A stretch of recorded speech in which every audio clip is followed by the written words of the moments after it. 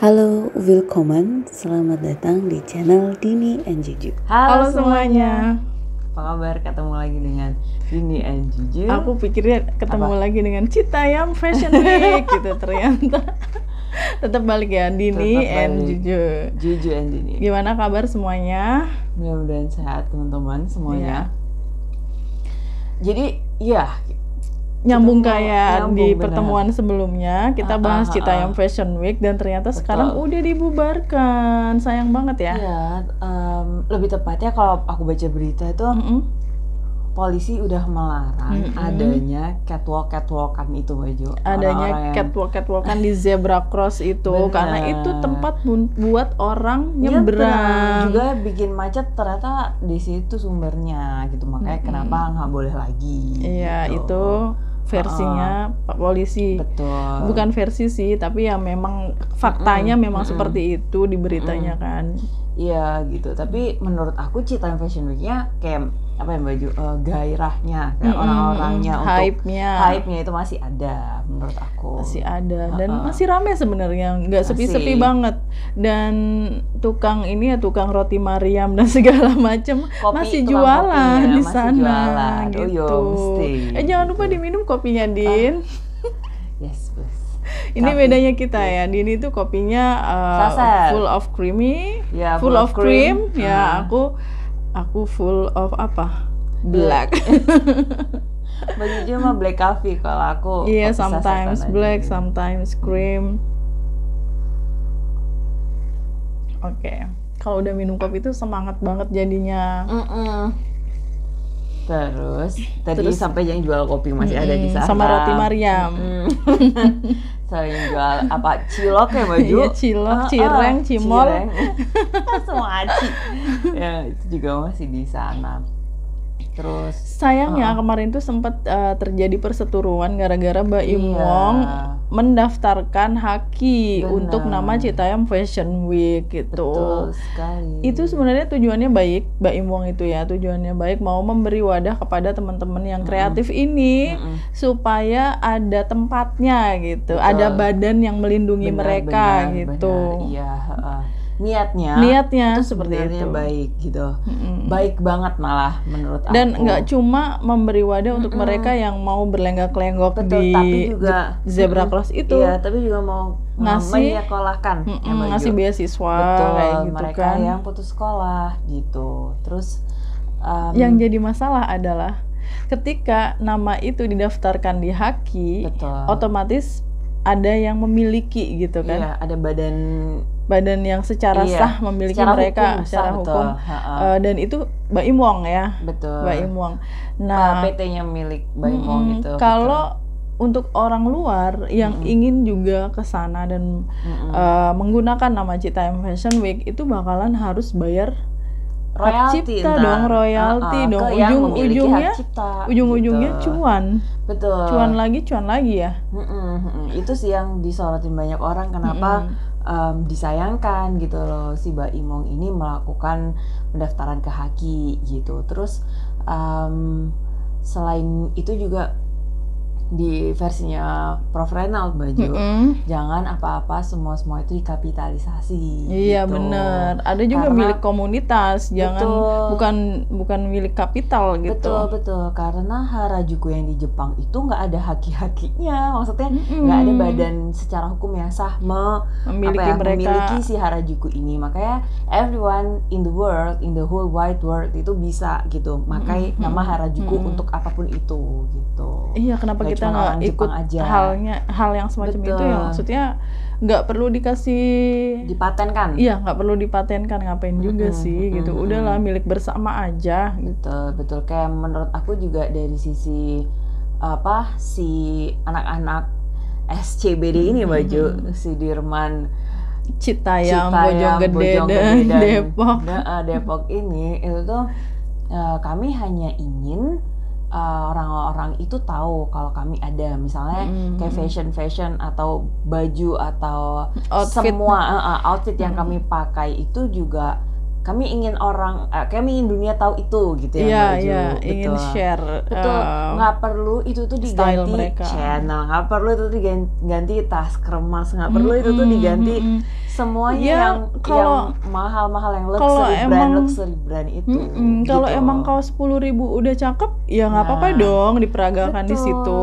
Betul. Kalau emang sepatu harga 100.000 udah oke, ya boleh Why dong, not? gitu kan. Benar. Nggak harus yang 15 juta, 20 juta sepatunya, misalnya gitu. Iya gitu. Terus kalau kata teman aku lumayan concern kan ya Baju. Dia anak sosiologi. Lagi-lagi aku bilang temen aku sih anak sosiologi ini. Dia beberapa kali tuh post di Instagram story dia gitu. Pertama tentang kapitalisasi itu.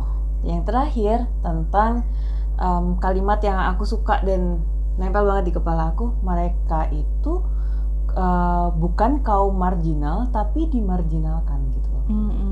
Iya, karena mereka itu penduduk atau anak-anak yang memang tinggal di situ gitu kan sih gitu. Cuman mereka bedanya mereka putus sekolah gitu loh. Udah itu aja gitu. Kalau ngomongin mereka itu memang menarik sih lihat dari backgroundnya ya. Betul, ada yang kabur anak-anak dari rumah gitu, ada yang ditelantarkan oleh orang tuanya. Betul. Ada yang orang tuanya lengkap komplit tapi itu nggak mampu untuk bayar sekolah gitu. Jadi sekali. Bukan berarti mereka uneducated. Betul, ya. Kata Prof. Renat juga kayak gitu. Doesn't mean they're uneducated people gitu. Tapi mereka hanya belajar di sekolah yang beda sama kita. Kita sekolahnya sekolah formal. Iya, gitu. Mereka belajarnya di jalan. Yang belum tentu kita bisa kayak mereka ya. Betul. Survive-nya gitu loh, Din. Mental kita tuh kalah sama mereka. Kalau aku ngikutin ceritanya JJ ya, ya di balik tragedi keluarganya seperti itu, saya sedih banget loh waktu dia diwawancara sama Atta Halilintar itu. Dia pernah tidur di emperan rel kereta gitu, deket rel kereta. Kemudian dia kelaparan, dia nggak punya nggak punya apa-apa dan dia kayak menggelandang gitu. Betul. Sampai akhirnya ketemu temen yang baik sama dia, yang ditampung sama dia, tinggal di rumahnya, diberi makan sebagainya dan sampai sekarang jadi sahabat. Itu kan cerita yang menyentuh banget di balik Citayam Fashion Week ya, anak-anak yang sekarang lagi viral ini. Kalau ngomong itu jadi ingat dulu aku pernah ikut gerakan namanya itu Save Street Child gitu. Jadi aku jadi pengajarnya. Aku pikir kamu jadi anak itunya yang diselamatkan ya, Din. Kasian banget gue ya Baju. Ya Allah, dulu tuh masih bajunya sobek-sobek gitu. Enggak. Jadi itu aku daftar iseng aja gitu. Mereka lagi open recruitment gitu. Guru-guru gitu. Aku daftar lah guru bahasa Inggris. Ternyata diterima. Ya udah gitu. 1 tahun masa jabatan, abis gitu ternyata menarik dan aku lanjutin di tahun berikutnya. Nah, cerita-cerita mereka tuh bikin aku flashback Maju. Dan anak kecil yang dia kita lihat, aku dan teman-teman pengajar lain itu lihat punya potensi, sekarang udah kelas 2 SMK atau at that time teman aku cetak aku kelas 2 SMA, berarti dia sekarang udah kuliah. Mudah-mudahan ya. Mudah-mudahan dia bisa kuliah gitu. Dia itu ibunya sudah meninggal waktu aku masih ngajar tuh ibunya udah meninggal Baju. Bapaknya pengurus masjid. Gitu. Tapi selain itu ya Din, terlepas dari background keluarga mereka ya, saya lebih mendukung mereka dibanding anak-anak yang kayak misalnya jadi anak jalanan yang lontang-lantung kayak gitu kan di lampu merah di daerah Jakarta gitu kan.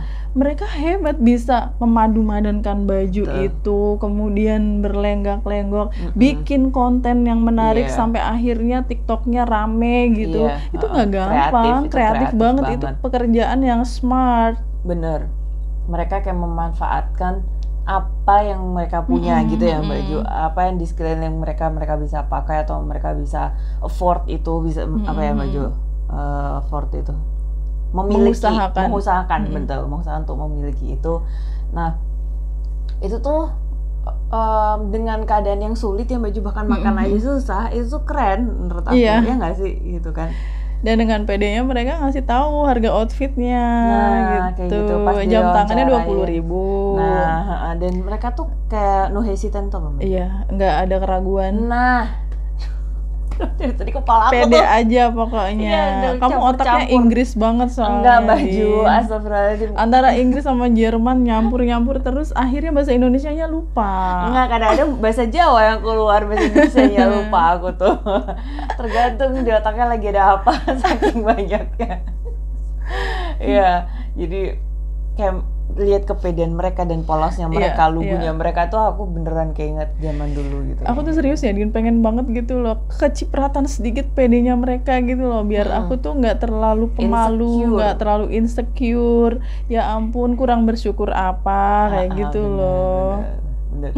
Kalau ngeliat mereka tuh kayak aku selalu dalam hati tuh doain ya Allah mudah-mudahan besok ini anak jadi anak sukses gitu. Jadi anak semua yang berguna bagi nusa bangsa dan agama. Semua orang sampai semua anak-anak ini gitu, mereka tuh punya potensi yang oke gitu, kayak aku sampai doain gitu. Prof Renal aja bilangnya mereka adalah anak-anak yang saya banggakan gitu. Ya mesti gitu, karena gimana pun mereka juga anak-anak Indonesia, mereka memiliki hak yang sama gitu nggak sih dengan anak-anak yang lain juga. Dan punya potensi untuk melakukan hal-hal kreatif.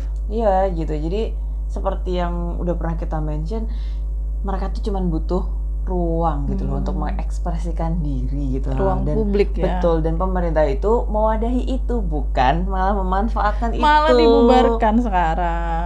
Iya, itu karena kalau itu ngeganggu lalu lintas.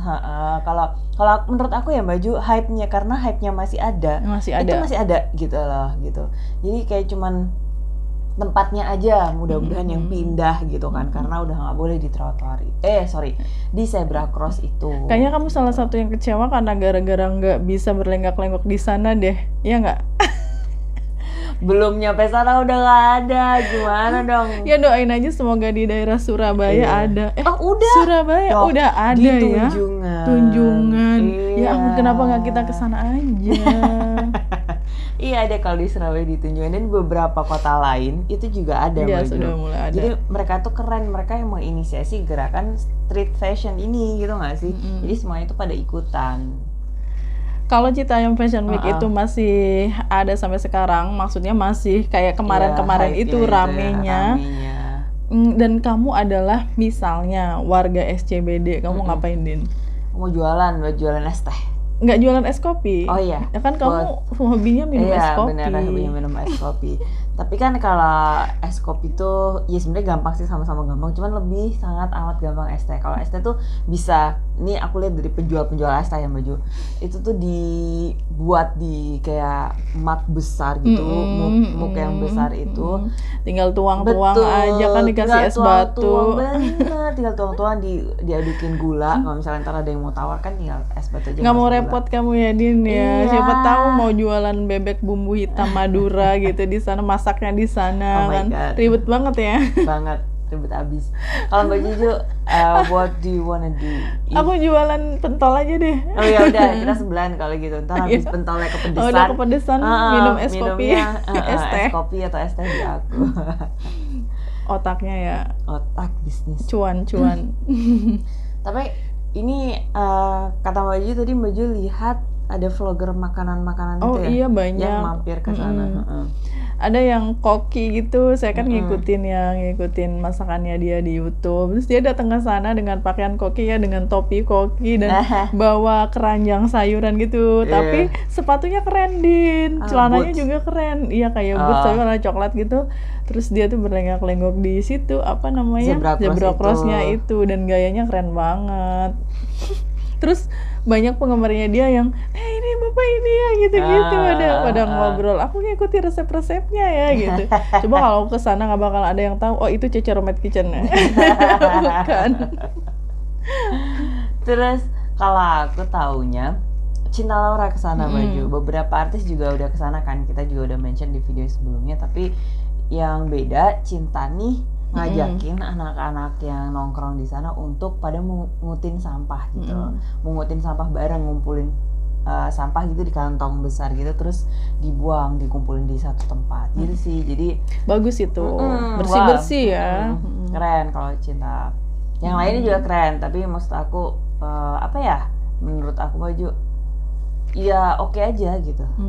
Oke aja. Ada yang datang ke sana cuma buat ikutan memamerkan outfit ya. Betul. Ada yang di sana untuk mengutin sampah, ada yang bikin konten juga benar, memanfaatkan makanan itu ya.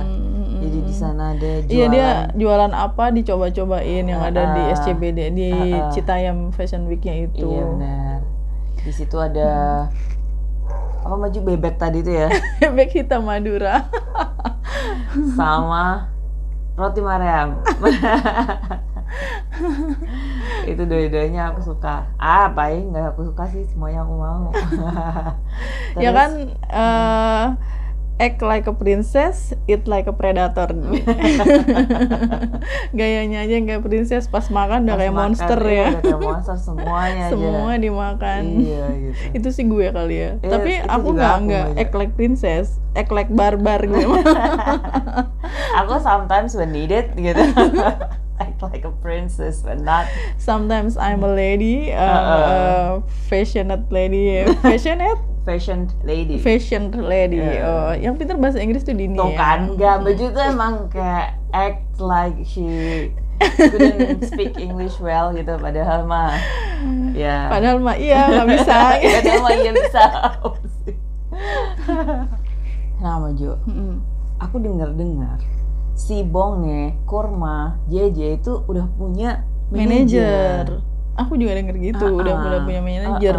Berarti kan ini bagus emang. Ya. Iya.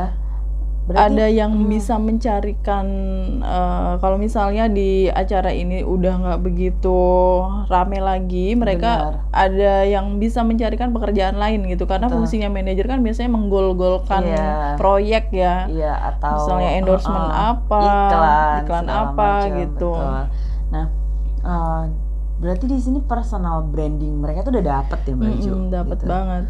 Itu yang bikin aku optimis juga Din. Jadi meskipun sebelum mereka punya manajer kan juga mereka punya TikTok itu tadi. Iya. Nah di situ mungkin ya si para manajer ini melihat potensi anak-anak ini gitu ya Mbak Jo. Itu yang bikin saya optimis. Optimis bahwa terus mereka juga masih muda banget gitu loh Din. Belum mencapai potensi tertinggi mereka. Abis.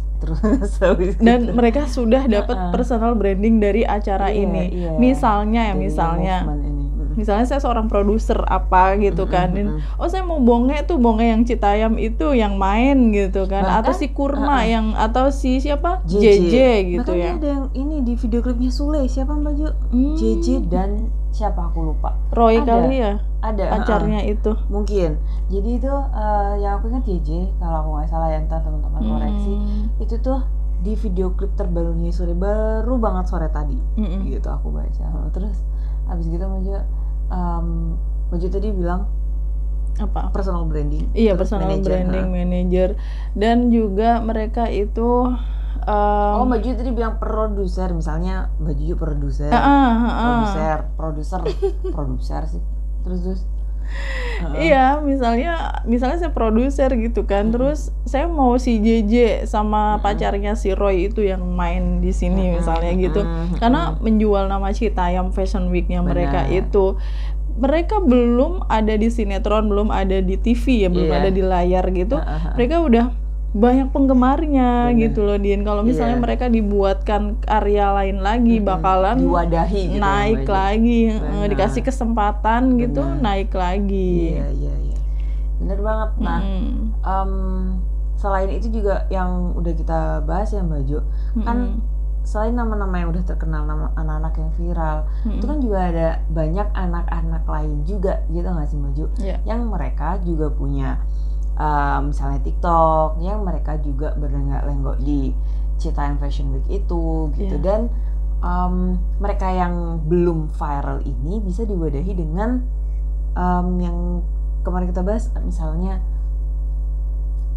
ada kayak kursus kilat gitu untuk pelatihan gitu, pelatihan untuk bikin konten gitu. Datengin content creator itu, jadi bukan content creator datang buat konten mereka sendiri, tapi kayak nge-share ilmu gitu nggak sih Mbak Jo? Iya, bisa gitu. Terus untuk solusi selanjutnya juga ya yang buat ingin mengakuisisi atau mendaftarkan hakinya itu, sebaiknya memang jangan dikapitalisasi gitu. Udah biar milik kolektif, milik bersama aja gitu. Benar. Karena membantu orang itu tuh caranya nggak cuma dengan mengakuisisi satu gerakan ini gitu. Atau mempatenkan, ini yang membantu kan dengan mempatenkan nama hak, gitu. Haknya.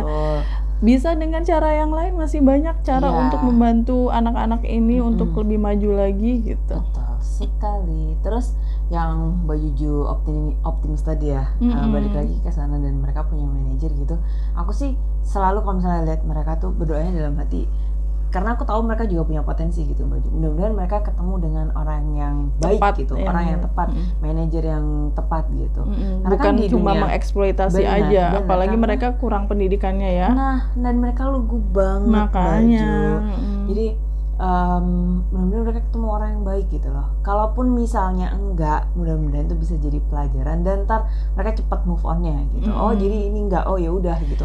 Karena mental mereka tuh juga udah kebentuk gitu loh Mbak Ju. Aku sih mikirnya ya mentalnya udah diuji oleh berbagai macam masalah yang mereka hadapi sejak dari mereka keluar dari rumah nih. Iya, jadi karena jalanan itu berat. Keras. Kayak kucing aku kan hilang itu, aku pikir dia lagi mencari jati diri di jalanan gitu. Iya, tapi nggak balik-balik, belum balik-balik sampai sekarang. Udah berapa? Udah sebulan lebih. Sedih banget sebenarnya. Tulki, kalau kamu melihat video ini. Buruan balik. Kita sih pikirnya dia lagi mencari kitab suci atau lagi mencari jati diri itu. Ya udah teman-teman. Thank you for watching. Seru banget tentang Citayam ini. Kita ketemu lagi di video selanjutnya. Bye. Bye. Thank you for watching. Cheers.